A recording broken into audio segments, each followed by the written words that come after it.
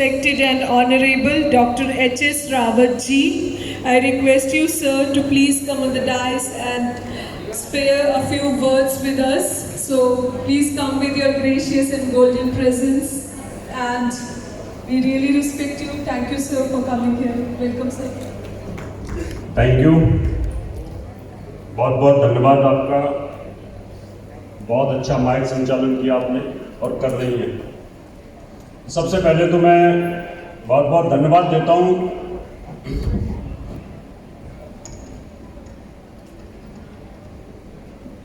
गायत्री जी को, जिन्होंने अपना अमूल्य समय यहां पर दिया। डॉक्टर बीवी रमन उनकी पुत्री हैं। उनकी कई बहुत अच्छी किताबें, बहुत अच्छे ग्रंथ बीवी रमन साहब ने लिखे थे और आज हम धन्य हैं तो उनको हमने सुना। मैं सभी से निवेदन करूंगा, कृपया करके बैठ जाएं। पीछे जितने भी खड़े हैं एस्ट्रोलॉजर, सबसे मेरा निवेदन है, ये बहुत अच्छा प्रोग्राम है, कृपया बैठ जाएं, अपनी सीटों में बैठ जाएं। जितने भी लोग खड़े हुए हैं उनसे मेरा निवेदन है, सब बैठ जाएं और सबको बैठा दीजिए पीछे जो अरेंजमेंट में लगे हुए हैं, और थोड़ी देर के लिए बंद कर दीजिए। यहाँ पर जितने भी चीफ गेस्ट हैं सब अपने आप में बहुत विद्वान हैं और सबको सुनिए आराम से। जो लोग इधर उधर खड़े हुए हैं सबसे मेरा निवेदन है, सब बैठ जाएं। आज के इस आईएफ प्रोग्राम के संचालक, आयोजक प्रदीप जी, उनके सहयोगी दिव्या पिल्लई जी, मंच पर उपस्थित, धर्म मंच पर उपस्थित सभी मान विभूतियां, जिनको आप हमेशा हमारे साथ टीवी पे देखते रहे हैं। उधर से अगर मैं गिनूं तो जयप्रकाश लाल धागेवाले जी हमारे साथ आस्था टीवी पर शुरू से आ रहे थे। उनके बगल में जीडी बसेस जी, पूर्व मंत्री नंदकिशोर जी उनकी बगल में हैं। आचार्य दलीप जी, नवयुग फाउंडेशन, उनके प्रोग्राम भी यहीं पे होते हैं, बहुत अच्छा प्रोग्राम करते हैं। इसी कॉन्स्टिट्यूशनल क्लब में ही होते हैं प्रोग्राम। आचार्य अनिल भट्ट जी हमारे साथ टीवी पे आते रहते थे। गायत्री जी हमारे बीच में हैं। अरुण बंसल जी, जिनको यहां पर टेक्निकल जनक कहा जाता है एस्ट्रोलॉजी का, जिन्होंने फ्यूचर पॉइंट को यहां पर हमें उपलब्ध कराया और ज्योतिषियों के लिए इतना आसान कर दिया कि पलक झपकते ही कुंडली बनती है। नहीं तो पहले सप्तवर्गीय कुंडली बनाने के लिए एक एक हफ्ता लगता था मुझे, जब मैं मैथमेटिक का टॉपर रहा हूं। एक सप्ताह सप्तवर्गीय कुंडली बनाने में लगता था। और बाकी के डेस्क पर बैठे हुए सभी विद्वानगण और मेरे सामने उपस्थित सभी ज्योतिर्विद। आज का टॉपिक है भारत की इकोनॉमी। इस टॉपिक पर तो मैं प्रकाश डालूंगा, लेकिन इसके साथ साथ कुछ ऐसे फलित के योग भी बताऊंगा कि जो ज्योतिषी महादशा अंतरदशा का फलादेश करते हैं उसके बावजूद भी वो फल नहीं होता। कुंडली में कई ग्रह नीच के भी होते हैं और वो व्यक्ति ऊंचाइयों को छू रहा होता है। तो कई बार कुंडली के अंदर एक ऐसा योग होता है जो दिखाई नहीं देता लेकिन उसके फल मिलते हैं। उस विषय पे भी मैं बात करूंगा। सबसे पहले इंडियन इकोनॉमी की बात करेंगे कि भारतीय जो अर्थव्यवस्था है उसका भविष्य क्या कहता है। भारत की कुंडली के ऊपर लगाऊं इसको या देश के प्रधानमंत्री की कुंडली पर लगाऊं इसको या देश के वित्त मंत्री की कुंडली पर लगाऊं इसको। यह तो सच है कि जैसे गायत्री जी ने बताया था कि 3 हमारी ज्योतिष की विद्याएं हैं, विधाएं हैं, गणित है, होरा है, संहिता है। अगर भारत की कुंडली के ऊपर लगाता हूं मैं तो भारत एक खंड है जमीन का और उसके ऊपर खनिज ज्योतिष के नियम नहीं लग सकते, क्योंकि भारत का सप्तम भाग तो है नहीं, भारत का मृत्यु स्थान भी नहीं है, इसलिए नहीं लग सकता। जिस समय भारत पैदा हुआ उस समय एक मुहूर्त की कल्पना होती है।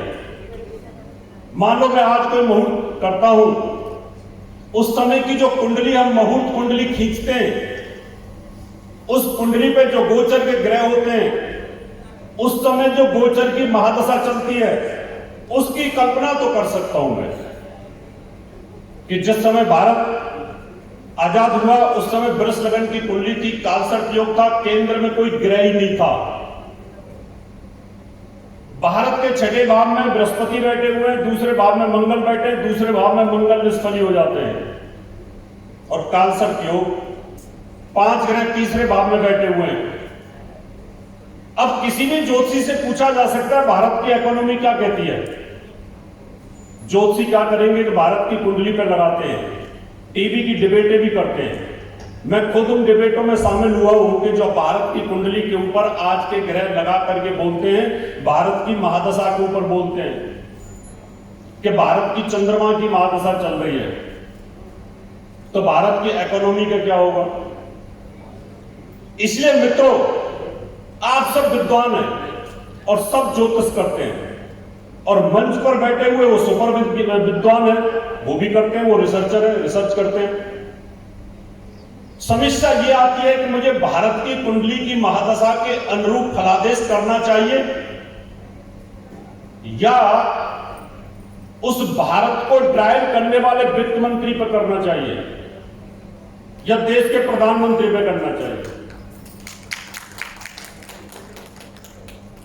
मेरा मानना है, और पहले जो नवरत्न होते उसमें ज्योतिष हुआ करता था, ज्योतिषी होते थे, और उनकी अगर मानने की बात मैं करूं तो मुझे लगता है कि कोई भी डिपार्टमेंट उस समय किसी को दिया जाता था तो उसकी कुंडली चेक होती थी कि हमारा जो वित्त मंत्री है उसकी कुंडली क्या कहती है, वो देश को किस दशा में रन करेगा। हमारे घर का मुखिया है, घर के मुखिया के ऊपर अगर बुरे ग्रह चले तो घर का सत्यानाश कर देता है, और घर के मुखिया के ऊपर अगर अच्छे ग्रह चल रहे हो तो दिन दूनी रात चौगुनी करता चला जाता है। इसका मतलब यह रहा कि घर और घर को चलाने वाला वित्त मंत्री, इन दोनों को कोऑर्डिनेट करना चाहिए। देश की स्थिति क्या है और देश के ऊपर फाइनेंस मिनिस्टर क्या कहता है।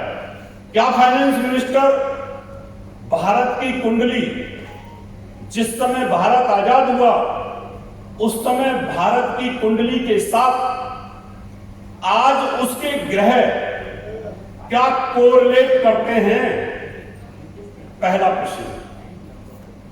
क्या देश के प्रधानमंत्री के सेकंड हाउस को कोरिलेट करता है, उसकी फाइनेंस क्या स्थिति कहती है, एकादश भाग क्या कहता है देश का, इसको कोरिलेट करना चाहिए।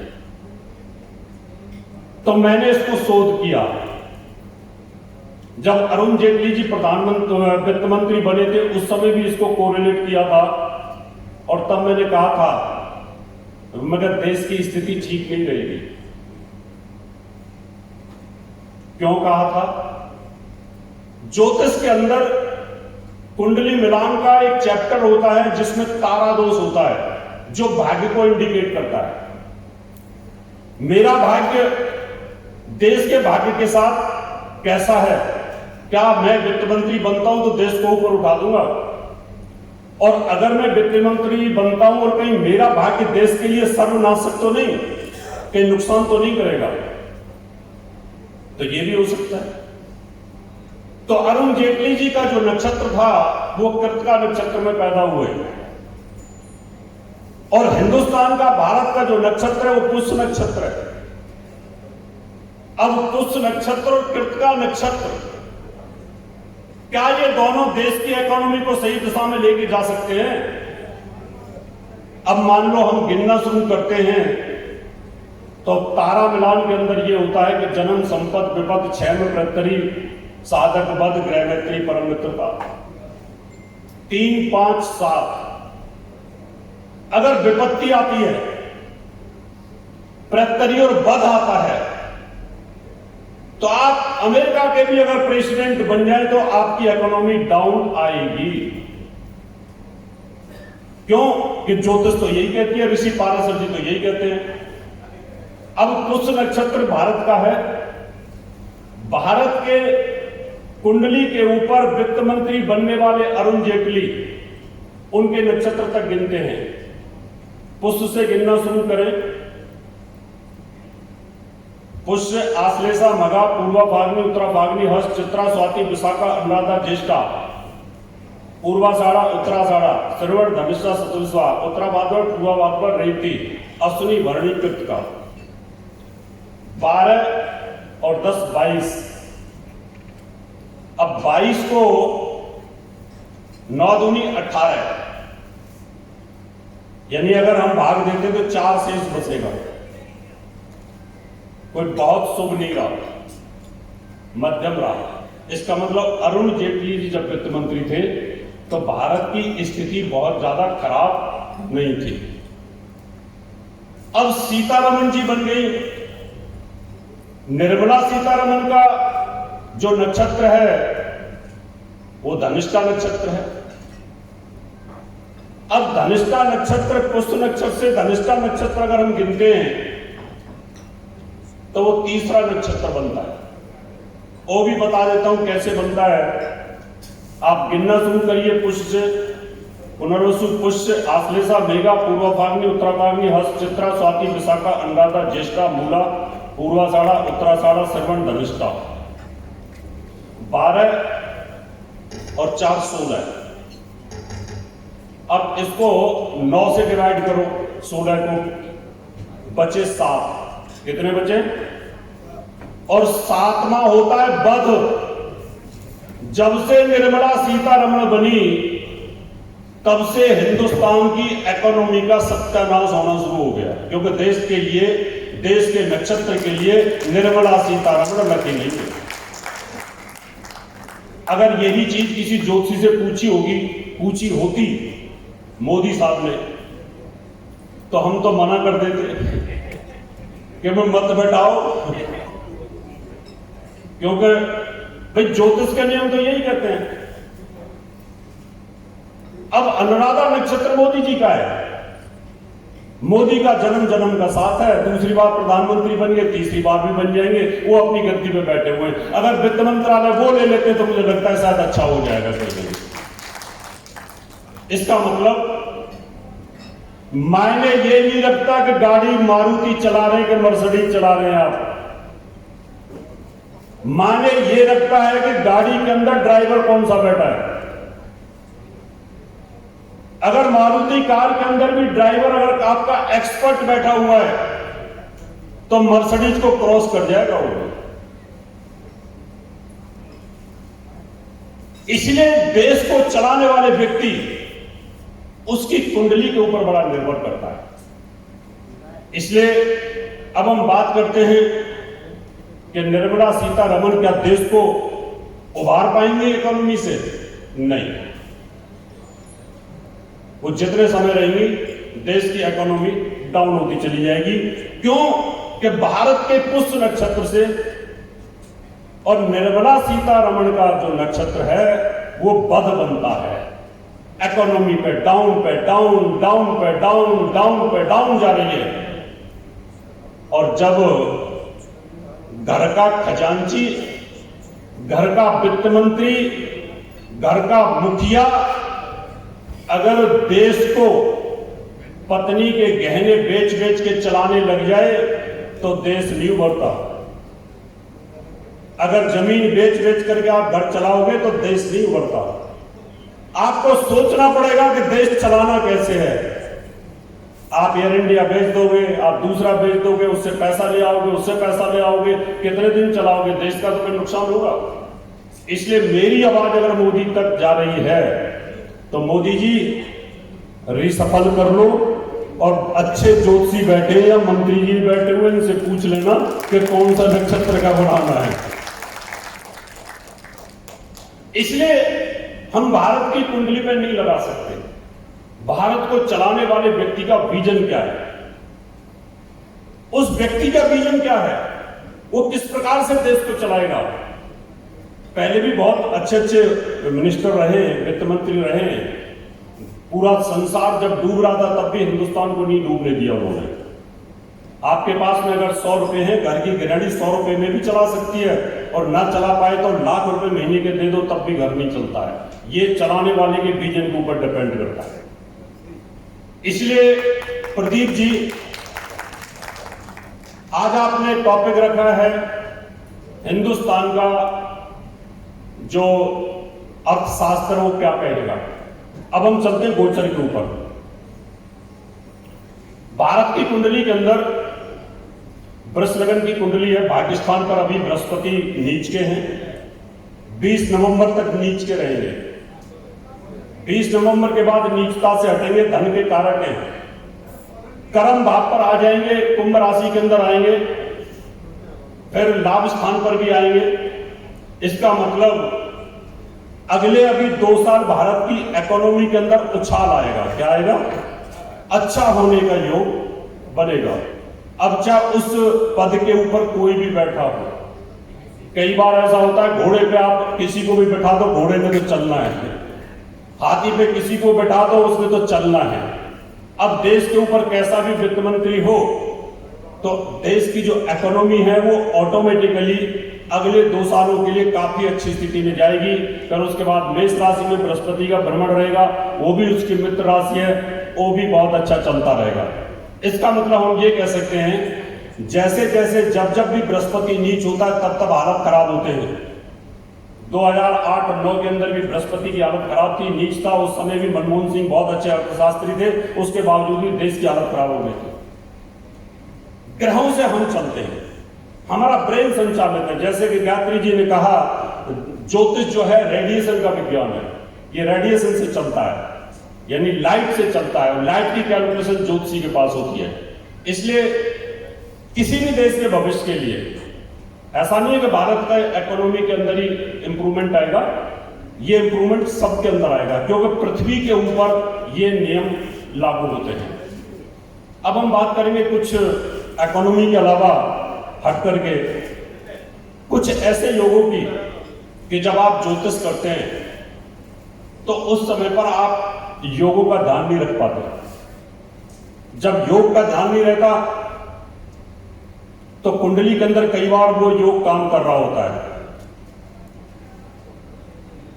तो आज मैं आपको 33 प्रकार के कुछ ऐसे योग बताऊंगा जो बड़े सिंपल हैं। उनको बोलते हैं दैन्य योग, और कुछ होते हैं खल योग, और कुछ होते हैं राजयोग।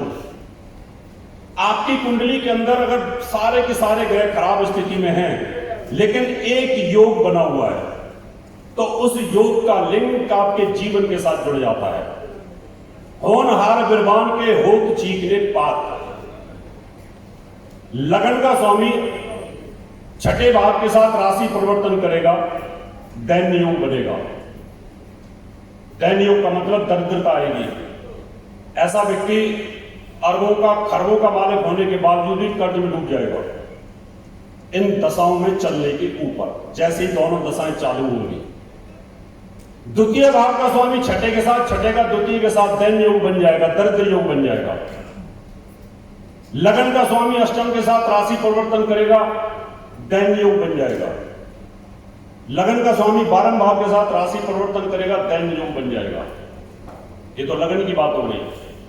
ऐसे चौथे भाव का स्वामी अगर छठे भाव के साथ राशि परिवर्तन करे,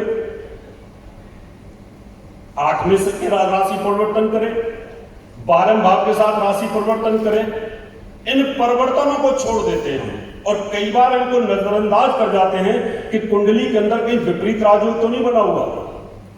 कई बार कुंडलियों के अंदर ऐसे विपरीत राजयोग बने हुए होते हैं कि साधारण व्यक्ति दिखने वाला और वो व्यक्ति बहुत ऊंचाई को छूना शुरू कर देता है।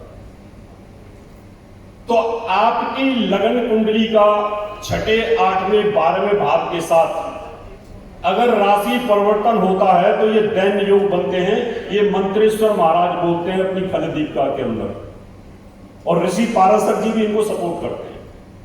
उन्होंने भी कहा ठीक है, मैं इसको सपोर्ट करता हूं। तीसरा भाव, 6, 8, 12 को छोड़ के तीसरा भाव, तीसरे भाव के साथ लगन का राशि परिवर्तन हो तो खल योग बनता है, और दूसरे के साथ हो तो भी खल योग बनता है। चौथे, 7वें त्रिकोण केंद्र के साथ राशि परिवर्तन हो तो भी खल योग बनता है। उस कंडीशन के अंदर भी आपको बड़ा संघर्ष करना पड़ता है, हैंड टू माउथ, बहुत मेहनत करनी पड़ेगी। यानी आपकी 4 फैक्ट्री, चारों फैक्ट्री के अंदर बहुत मेहनत करनी पड़ती है, और मेहनत करने के बाद तब जाकर के आपके पास पैसा आता है। अब बात आती है राजयोग। लगन का स्वामी केंद्र के साथ ही राशि परिवर्तन कर ले, त्रिकोण के साथ राशि परिवर्तन कर ले। लग्नेश पंचम में बैठा है, पंचम लग्नेश में बैठा हुआ है। लग्नेश सप्तम में, सप्तमेश लग्न में है, लग्नेश नवम में, नवमेश लगन के अंदर बैठा हुआ है। तो इस राजयोगों के अंदर यही राजयोग आपके जीवन को तरा देता है, ऊंचाइयां देना शुरू कर देता है, आपको बहुत जबरदस्त लाभ देना शुरू कर देता है उस ग्रह की दशा और महादशा के अंदर। कई बार हम एक गलती और करते हैं कि महादशा देखी, अंतरदशा देखी और बोल दिया कि तुम्हारी गुरु की महादशा है, बुध की अंतरदशा है, शनि की अंतरदशा है, तब तक ये ग्रह खराब रहेगा। लेकिन नहीं, यहां पर आप गलती मत करना कभी भी। अभी बहुत सारे लोगों का गुरु उच्च का होगा यहां पर, और उनकी गुरु की महादशा भी चल रही होगी, और इस समय गुरु नीच का चल रहा है। तो क्या वो ग्रह उच्च वाला नीच का फल दे पाएगा? बताएं। जो बाई बर्थ उच्च का है, तो आज वो नीच का हो गया है, तो क्या वो उच्च का फल दे पाएगा? नहीं दे पाएगा। राहुल गांधी राज परिवार में पैदा हुआ, लेकिन आज तो नीच का ही चल रहा है ना, तो कहां फल दे पा रहा है बताओ? पूरी मेहनत करने के बावजूद भी फल नहीं मिल पा रहा। इसका मतलब यह रहा कि आप जब किसी की प्रिडिक्शन करो, उस समय आपको ध्यान देना होगा कि जो महादशा में ग्रह चल रहा है वो आज गोचर में कहां चल रहा है। उस गोचर के अकॉर्डिंग उसका बल होता है, और बाई बर्थ भी बल होता है। जब आप सडबल देखते हैं, जब मैं पैदा हुआ उस समय मेरे गुरु का बल कितना था, और मैं उस हिसाब से आज परफॉर्मेंस कर रहा हूं। लेकिन आज मेरा अगर गुरु नीच का हो गया, तो क्या मैं उतनी परफॉर्मेंस दे पाऊंगा? नहीं दे पाऊंगा, कभी नहीं दे पाऊंगा। इसलिए बहुत एक्यूरेट प्रेडिक्शन करने के लिए आपको ये दिमाग में रखना पड़ेगा कि आपकी कुंडली के अंदर जो भी ग्रह चल रहा हो, उस ग्रह को आज के गोचर के हिसाब से जरूर देख लें, क्योंकि आज का जो गोचर है वही आज होने वाले बच्चे की जन्म कुंडली भी होती है। इसलिए इन दोनों का कोऑर्डिनेशन होना बहुत जरूरी है आपस में, तब जाकर के आपको एक्यूरेट फलादेश है। इसके अलावा हम गोचर के अंदर जितनी भी हमारे पास प्रेडिक्शंस होती हैं, आप गोचर को डिनाई नहीं कर सकते। गोचर एक आपका बैरोमीटर है, थर्मामीटर है, फ्लक्चुएट करता रहता है। हमेशा आप विद्वान नहीं रहते, हमेशा आप अच्छे वक्ता नहीं रहते, हमेशा आप अच्छे गायक नहीं रहते, हमेशा आप अच्छे डांसर नहीं होते। कितनी बार मैंने देखा है, रोज शो में गाने वाले आदमी कई बार वो गा नहीं पाते क्योंकि उनका चंद्रमा नीच हो जाता है। अगर इतने ही चौके छक्के लगाने के लिए अगर प्लेयर मशहूर हैं, तो हर मैच में उनको लगाना चाहिए। जब हमें ये पता होता है कि आज ये चौके छक्के नहीं लगाएगा, आज ये 10-5 पे आउट हो जाएगा। कैसे पता लगता है 10-5 पे आउट हो जाएगा? यही आपको बताना है। इतनी एक्यूरेसी के अंदर जाना होगा आपको, इतनी डेप्थ में आपको जाना पड़ेगा कि आज जो प्लेयर खेल रहा है, आज वही विराट कोहली के साथ ऐसा क्या हो गया कि उसको कप्तानी छोड़नी पड़ गई, क्या हो गया? इतने सालों से लगातार कप्तान रहने वाले व्यक्ति को क्या हो गया? आज वो क्रीज पे जाता है, पैर कांपने शुरू हो जाते हैं। क्यों? वजह क्या है? तो आपको उस समय गोचर की प्लेसमेंट, मून की प्लेसमेंट, मून का कंजक्शन देखना पड़ेगा। और कई बार आदमी आता है, हिट करना शुरू कर देता है। तो ऐसे ही आपके साथ भी होता है। जब आप प्रेडिक्शन पर बैठे होते हैं और आप देखते हैं कुंडली को, तो कभी कभी तो आप बिल्कुल विचार शून्य हो जाते हैं ऐसे कि क्या बताऊं इसको, मुझे तो कुछ समझ में नहीं आ रहा कुंडली के अंदर क्या लिखा हुआ। फिर धीरे धीरे धीरे धीरे आपके दिमाग में समझ में आनी शुरू हो जाती है कि हाँ क्या स्थिति चल रही है। तब जाकर के आप उसको बताना शुरू करते हैं, धीरे धीरे अपने को कंसंट्रेट करना शुरू करते हैं। और जिस दिन आपका गोचर के ग्रह खराब हो जाते हैं, चाहे आपकी कितनी भी आपकी बाई बर्थ दशा महादशा चल रही है, तब भी आपको दिक्कत आएगी। तो जितने भी अगर आप योगों को देख करके चलेंगे तो निश्चित तौर पर आपको इसका लाभ मिलेगा। अभी वक्ताओं की लाइन काफी लंबी है और समय मेरे पास 20 मिनट का ही था। आप सबका बहुत बहुत धन्यवाद, बहुत बहुत धन्यवाद।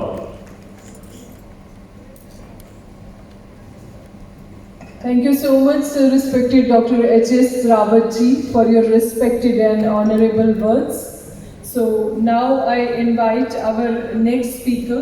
I request all of you that for every guest we have 15 minutes. So keeping in mind the vicinity of time. So now I request Honorable Dr. Arun Bansal ji to come and take